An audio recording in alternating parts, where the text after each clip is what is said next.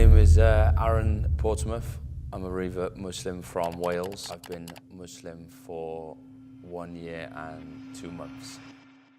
Going to church when we were kids, and then you would learn, like, the stories from the Bible. You'd read the Bible, and you start asking yourself the same question often. So my life before Islam was, I guess you could say, like a usual Western sort of like life, like going out with your mates. My thoughts on Islam before, I had my doubts, Didn't think good things, and that's the weird thing, because it's the way it's portrayed through the Western media. I think the seed was planted in my mind about Islam was when I was in Indonesia in 2022. I started learning about Islam. It was very logical. It made a lot of sense.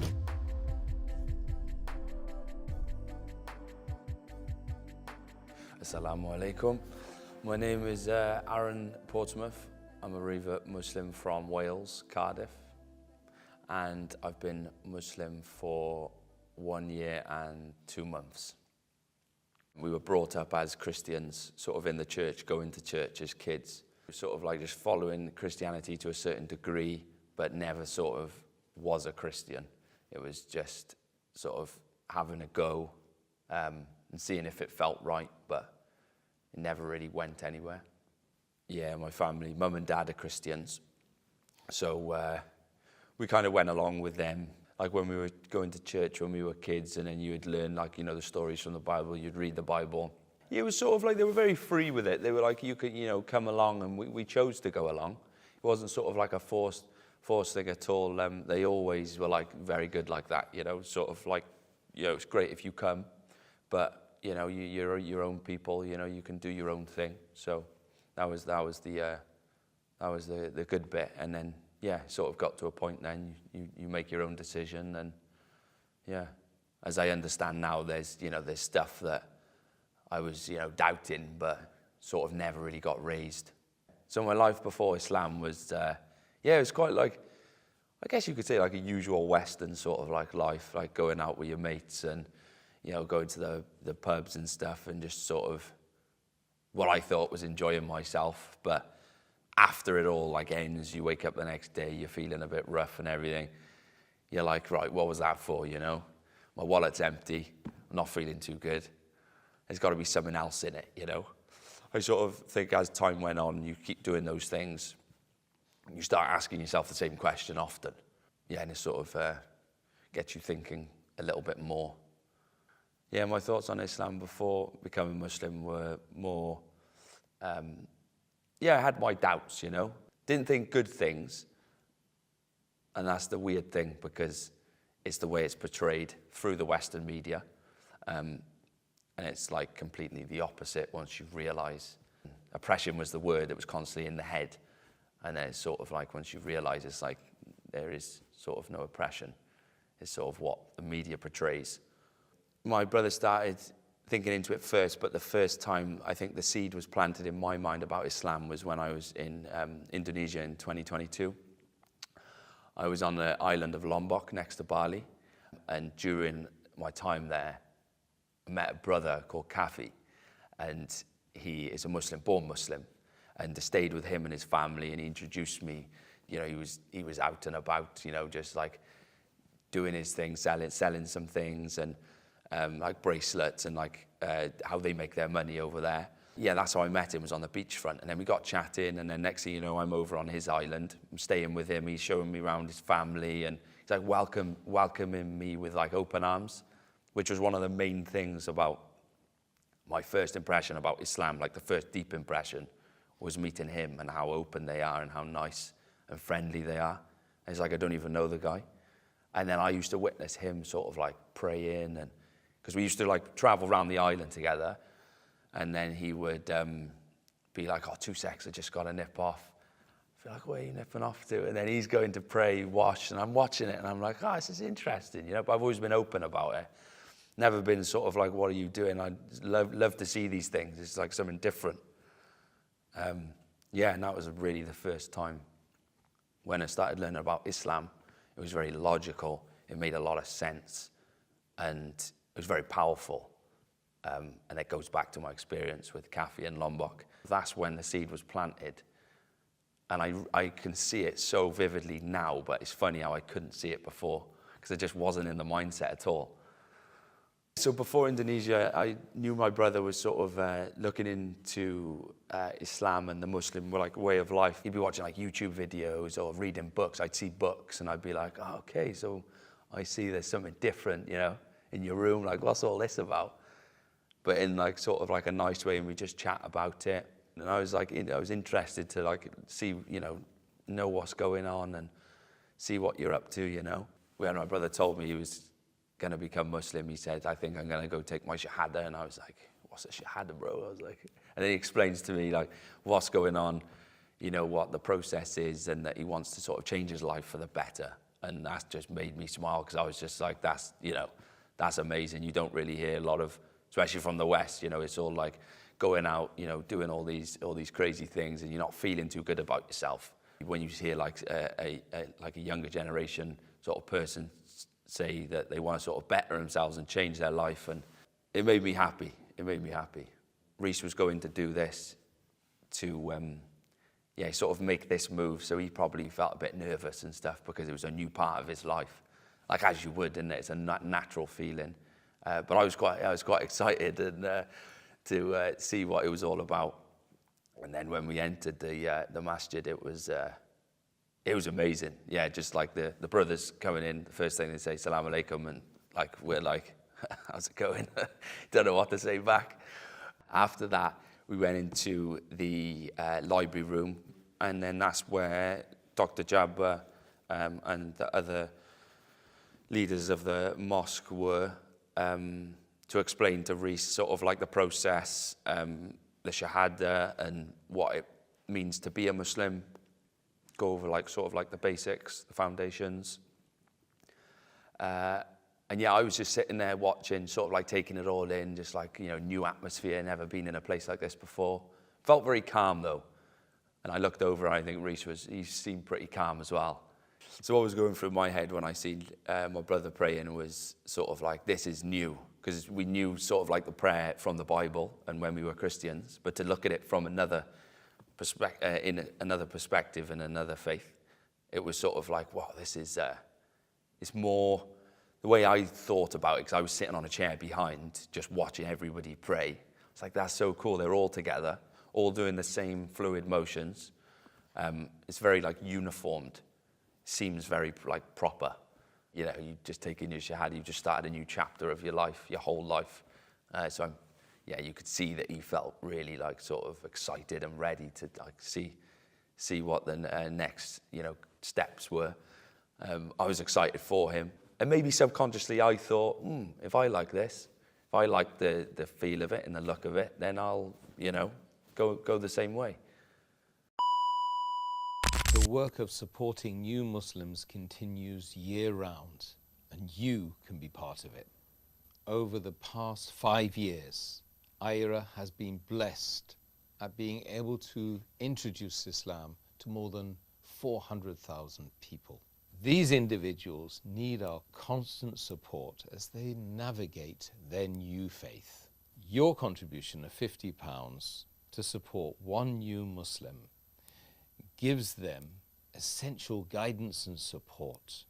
Click the link below, share the video, and let's go back to that interview, shall we? So when I started properly thinking about Islam and looking into it quite deeply was when my brother took his shahada, which was in November 23, and then I followed 5 months after. So I said to him that I would do Ramadan with him. Like I said, look, bro, I'm just going to do Ramadan with you.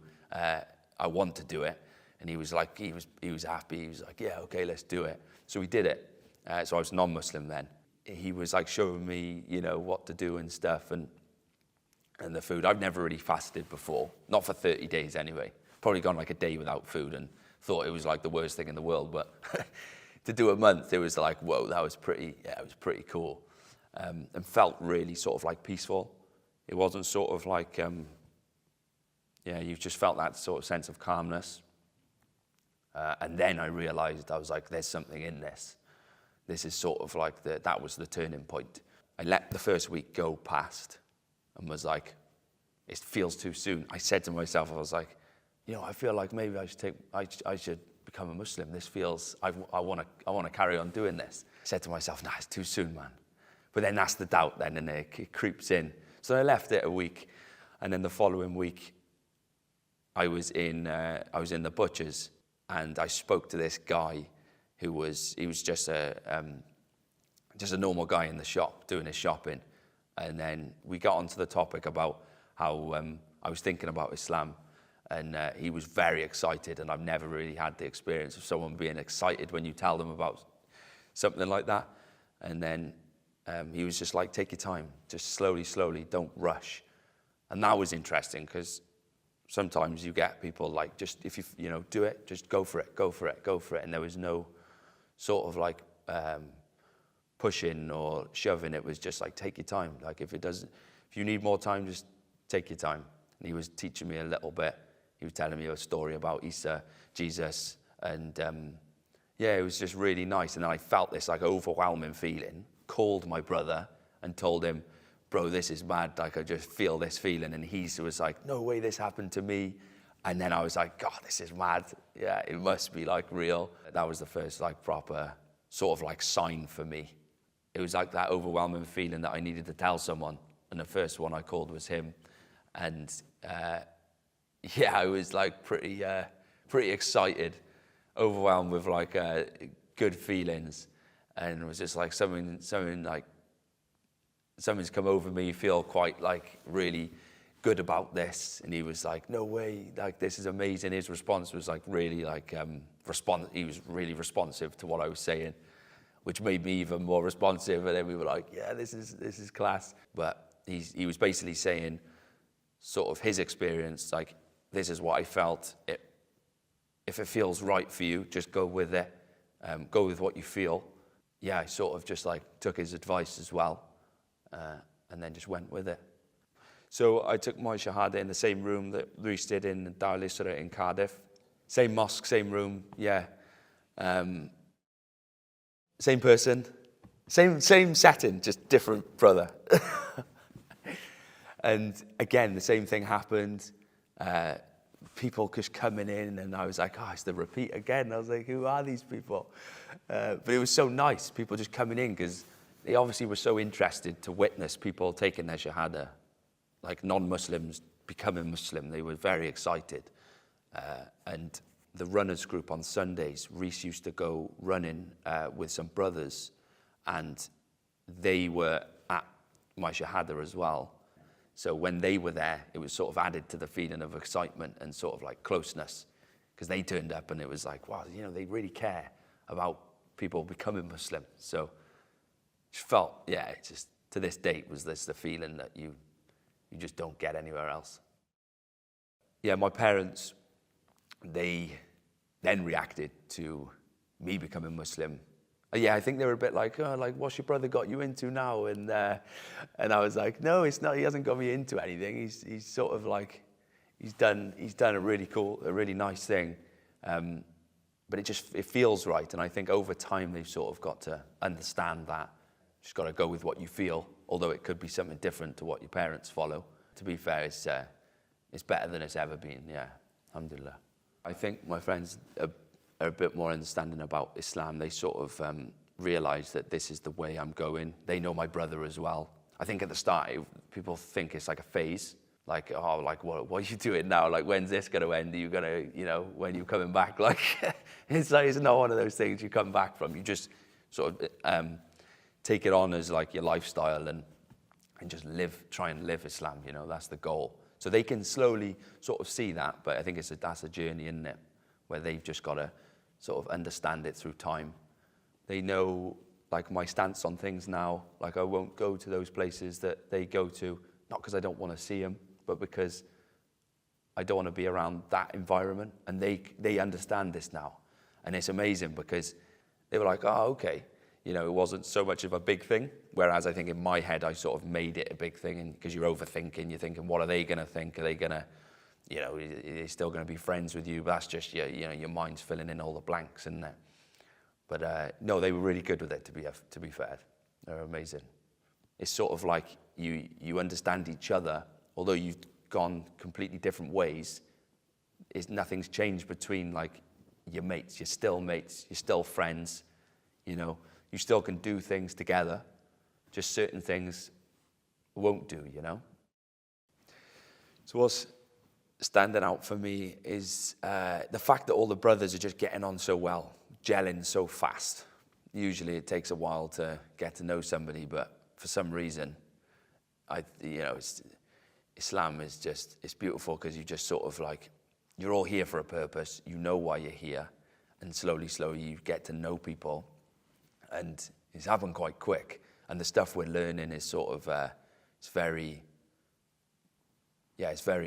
good information, and the way it's sort of structured, the retreat is like just to drill it through to your brain. But you're all together, you're always together. You have points where you can have alone time, which is important, but the fact you're together and experiencing it as one, I think is a really good thing. I think that was pretty important, because I feel that that's the point in where people can go one way or go the other because of the dawah. If the dawah is not portrayed properly, then it can have like the reverse effect. So my advice to the non-Muslims out there thinking about taking their shahada and becoming Muslim, to just go for it. If it feels right, go for it. Make that step and you won't regret it, because it only gets better. The doubts will come, but sort of if you feel like it's right, go for it. That would be my advice.